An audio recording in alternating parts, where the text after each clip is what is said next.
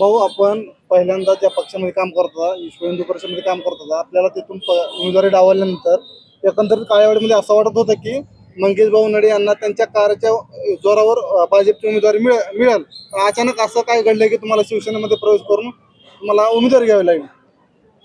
आपण बघतायच की भाजपला स्वतःचे निष्ठावंत कार्यकर्ते सोडून पक्षाने अनेक आयात उमेदवार आपल्याला भाजपने पुरस्कृत केलेत व त्यांना तिकीट वाटप केलेले.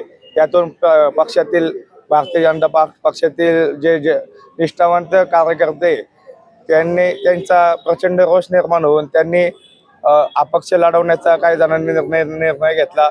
त्यात माझ्यासारख्या अनेक हिंदुत्ववादी युवा नेत्यांनी कार्यकर्त्यांनी हिंदुत्ववादी पक्ष म्हणून शिवसेना शिंदे साहेबांच्या शिवसेनेत प्रवेश केला व तिथून आम्हाला संधी मिळाल्यामुळं आमची विचारधारा एकच आहे. शेवटी वरती महायुती आहे आणि आमची विचारधारा हिंदुत्वाची विचारधारा आहे. ती कुठेही मलिन न होता आम्ही एकाच विचाराच्या असलेल्या शिवसेना पक्षात विलीन झालो व शिवसेनेने आम्हाला आम्हाला माझ्यासारख्या सामान्य कार्यकर्त्याला तिकीट देऊन संधी दिली लढण्याची. त्याबद्दल मी पक्षाचं ऋणी राहील व शिवसेनेत ही त्याच्या डबल जोमाने जसं मी आतापर्यंत बाकी पक्षांचं किंवा संघटनेचं काळेवाडीत काम केलं त्याचे डबल जोमाने डबल ऊर्जेने मी शिवसेनेचं कार्य जनतेपाशी तळागाळात पोहोचवण्याचं काम पक्षाच्या माध्यमातून काळेवाडीकरांसाठी करेल. दुपारपासून असा प्रश्न निर्माण होता, मी चर्चा चालू आहे प्रभागामध्ये, मंगेश नडे यांना उमेदवारी मागे घेण्यासाठी दबाव तंत्र आणलं जात आहे म्हणून. सुरुवातीपासून विरोधी पक्षातला माहीत होतं मंगेश नडे म्हणजे तळागाळातला कार्यकर्ता आहे. विश्व हिंदू परिषद, बजरंग दल, RSS यांच्या माध्यमातून आलेला आहे. भाजपचं संपूर्ण मतदान हा एकटा खाणार आहे जर दुसरा पक्ष गेला. त्यामुळे भाजपकडून ही अनेक वरच्या नेत्यांकडूनही मला दबाव आला किंवा बाबा यावेळेस थांब, पुढच्या वेळेस आम्ही विचार करू किंवा पक्षात सोडून जाऊ नये यासाठी दबाव केला. मी पक्षाला एकच सांगितलं होतं की भाजपच्या कोणत्याही निष्ठावंत कार्यकर्त्याला तिकीट द्या, मी त्याच्या मागे थांबेन, मी इलेक्शन लढवणार नाही. पण पक्षातील निष्ठावंत कार्यकर्ते सोडून आयात उमेदवारांना भाजपने सगळ्या उमेदवारी दिली आणि निष्ठावंत कार्यकर्त्याचे सगळ्याच ठिकाणी फक्त काळेवाडी प्रभागात नाही प्रत्येक प्रभागात निष्ठावंत कार्यकर्त्याला डावललं गेलं. याच्यातून भारतीय जनता पार्टीचा तसेच समाजाचाही संपूर्ण रोष पक्षावरती आहे. तो परिणाम समाजाचा रोष ह्या निवडणुकीत मतदानाच्या स्वरूपातून नागरिकांना तसेच पक्षाला भारतीय जनता पक्षाला व अन्य पक्षालाही दिसून येणार आहे की निष्ठावंतांना डावललं काय होऊ शकतं, काय होणार. आता माघार नाही, आता माघार नाही. शिवसेनेचा भगवा ध्वज आम्ही हातात घेतलेला आहे आणि आमचं काळेवाडीचं परिवर्तन, काळेवाडीतली गुन्हेगारी, काळेवाडीतल्या लोकांचा पाणी पुरवठ्याचा प्रश्न असेल, काळेवाडीची गुन्हेगारी कमी करायची असेल, महिला सक्षमीकरण असेल, तसेच नागरिकांचे रस्ते, खड्डे, पाणी ह्या मूलभूत गरजा सोडवण्यासाठी आम्ही रस्ते उतरलेलो आहे. आमच्या कोणाचाही कुठलाही राजकीय आमचा पाठिंबा नाही आहे. राजकीय आमच्या खानदानातलं कोणी राजकीय नेता नाही आहे की ज्यांच्यामुळे आम्ही आज इथे. आम्ही जे आहे ते आमच्या स्वतःच्या कर्तृत्व कामावरती आलेलो आहे. आमच्या परिवारात कोणताही नेता होऊन गेला नाही. जनतेने आम्हाला पुढं घेतलेले आहे आणि जनतेच्या मनातून आम्ही निवडून येणार आहे. जनतेची कामं करण्यासाठी आम्हाला काळेवाडीकरांच्या मूलभूत न्याय हक्कासाठी आम्हाला लढायचं आहे.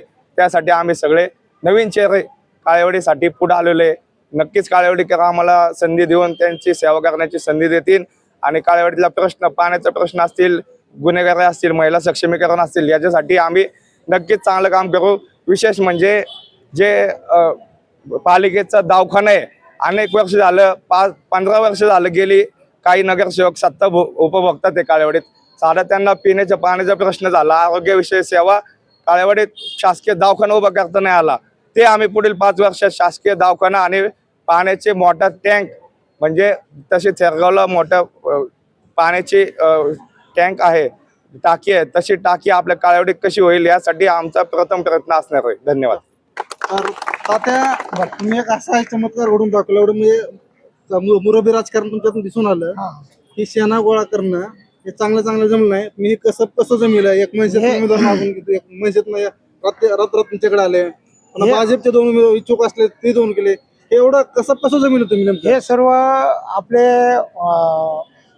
लोकसभेचे संसद रत्न खासदार आप्पासाहेब आप्पा यांच्या माध्यमातून मी सतत जमिनीचा कार्यकर्ता म्हणून मी काम करत आलो आणि त्यांच्या मार्गदर्शनाखाली हा जो पॅनल आता झाला आहे सर्वसामान्य किंवा राजकीय नसलेला माणसाला आपण न्याय दिला आहे शिवसेनेच्या मार्फत, ते आपण जे मी आभारी आहे आणि शिंदे सेनेचे बी आभारी आहे.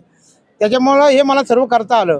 पण आता आपण हे सगळं जमविलं, येणार आव्हान हे कडू आहे, कारण ज्यांनी 5-5, 10-10 वर्ष नगरसेवक पद भूषवले त्यांच्या विरोधात आपला रणनीती आखायची. पण त्या ज्यांनी हे 5-5, 15-15 वर्ष जे काय पद भोगलेत ते हवेच आहेत. आम्ही हे जमिनीच्या हाडा मासाचे कार्यकर्ते आहेत.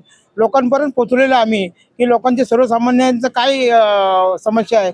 मी पण सर्वसामान्य आहे, सर्वही सर्वसामान्य आहेत माणसं आणि ती प्रत्येक घराघरात पोहोचलेल.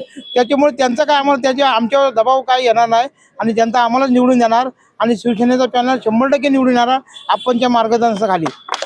भाजप इच्छुक होता स्वतः आणि टायमाला आपण हे राजकारणामध्ये एक खेळ तुम्ही खेळला आणि आपल्या पत्नीला पुढे उभं म्हणजे निवडणुकीमध्ये उभं केलं.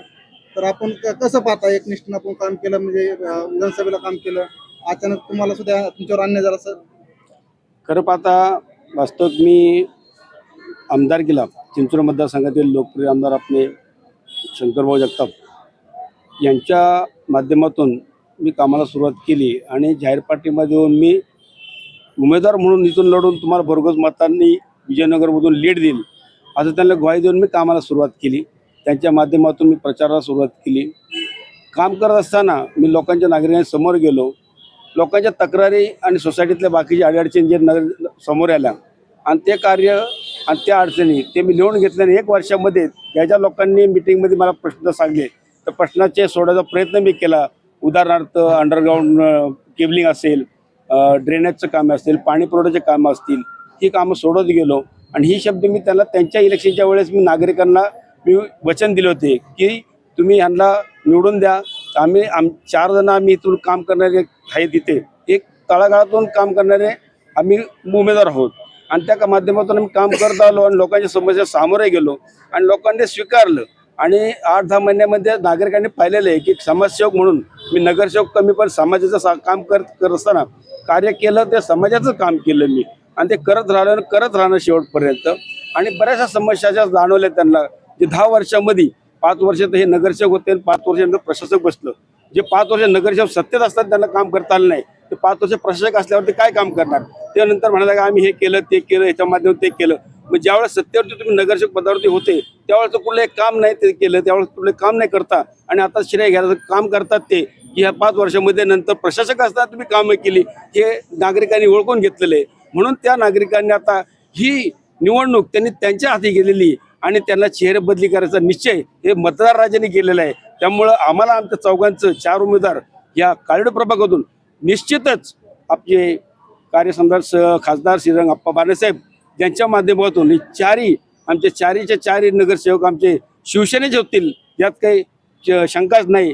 कारण तो प्रतिसाद आणि तो आमचा पाठबळ मतदार राजा आहे, तो आमचा त्यांच्यावर विश्वास आहे. आता सगळ्यांनी समस्या सगळं सांगितलं. शेवटचा एका प्रश्न, तुम्ही नागरिकांना चॅनलच्या वतीनं काय आवाहन करावं? पॅनलच्या वतीने मी नागरिकांना एकच आवाहन करते, जनता तुटपुंजा पैशाला बळी न पडता 5 वर्ष आपल्या कामाला येणारा माणूस बघा. अडीअडचणीला अर्ध्या रात्री जो